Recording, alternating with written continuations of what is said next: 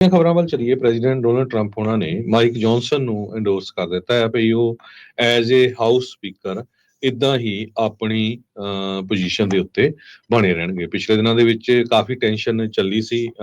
ਜੋ end of the year spending bill C, New York Times ਅੱਜ ਇਹ ਰਿਪੋਰਟ ਕਰ ਰਿਹਾ ਹੈਗਾ।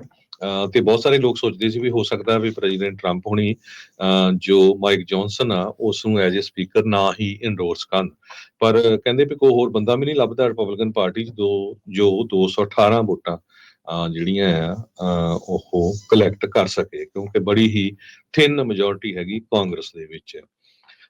ਸੋ ਟਰੰਪ ਉਹਨਾਂ ਨੇ ਆਪਣਾ ਜਿਹੜਾ ਵੈਬਸਾਈਟ ਆ ਤੇ ਜਿਹੜਾ ਸੋਸ਼ਲ ਉਹਨਾਂ ਦਾ ਟਰੂਥ ਸੋਸ਼ਲ ਮੀਡੀਆ ਹੈਗਾ ਉਹਦੇ ਉੱਤੇ ਉਹਨਾਂ ਨੇ ਇਹ ਕਿਹਾ ਵੀ ਮੈਂ ਜੋ ਜੌਨਸਨ ਹੈਗੇ ਆ ਸਪੀਕਰ ਮਾਈਕ ਜੌਨਸਨ, ਉਹ ਕਾਫੀ ਗੁੱਡ ਹਾਰਡ ਵਰਕਿੰਗ ਤੇ ਬੜੇ ਧਾਰਮਿਕ ਬੰਦੇ ਆ ਤੇ ਉਹਨਾਂ ਨੂੰ ਉਸ ਪੋਜੀਸ਼ਨ ਦੇ ਉੱਤੇ ਹੀ ਰੱਖਿਆ ਜਾਊਗਾ।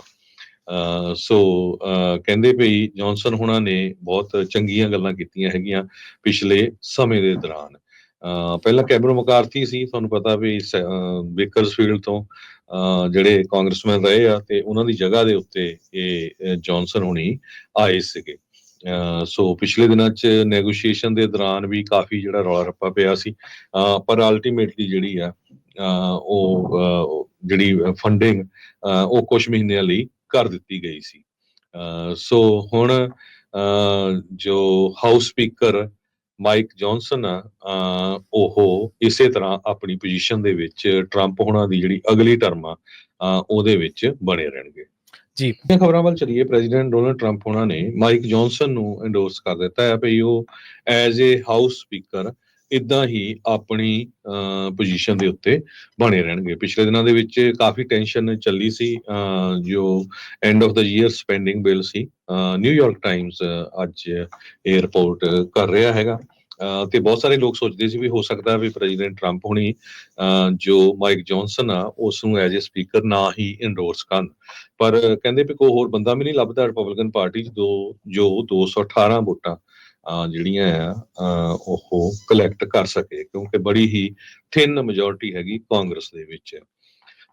ਸੋ ਟਰੰਪ ਉਹਨਾਂ ਨੇ ਆਪਣਾ ਜਿਹੜਾ ਵੈਬਸਾਈਟ ਆ ਤੇ ਜਿਹੜਾ ਸੋਸ਼ਲ ਉਹਨਾਂ ਦਾ ਟਰੂਥ ਸੋਸ਼ਲ ਮੀਡੀਆ ਹੈਗਾ ਉਹਦੇ ਉੱਤੇ ਉਹਨਾਂ ਨੇ ਇਹ ਕਿਹਾ ਵੀ ਮੈਂ ਜੋ ਜੌਨਸਨ ਹੈਗੇ ਆ ਸਪੀਕਰ ਮਾਈਕ ਜੌਨਸਨ, ਉਹ ਕਾਫੀ ਗੁੱਡ ਹਾਰਡ ਵਰਕਿੰਗ ਤੇ ਬੜੇ ਧਾਰਮਿਕ ਬੰਦੇ ਆ ਤੇ ਉਹਨਾਂ ਨੂੰ ਉਸ ਪੋਜੀਸ਼ਨ ਦੇ ਉੱਤੇ ਹੀ ਰੱਖਿਆ ਜਾਊਗਾ।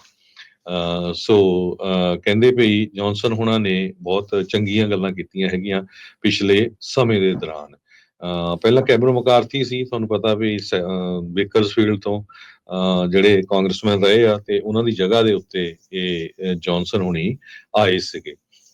ਸੋ ਪਿਛਲੇ ਦਿਨਾਂ 'ਚ ਨੈਗੋਸ਼ੀਏਸ਼ਨ ਦੇ ਦੌਰਾਨ ਵੀ ਕਾਫੀ ਜਿਹੜਾ ਰੌਲਾ ਰੱਪਾ ਪਿਆ ਸੀ, ਪਰ ਅਲਟੀਮੇਟਲੀ ਜਿਹੜੀ ਆ ਉਹ ਜਿਹੜੀ ਫੰਡਿੰਗ ਉਹ ਕੁਝ ਮਹੀਨਿਆਂ ਲਈ ਕਰ ਦਿੱਤੀ ਗਈ ਸੀ।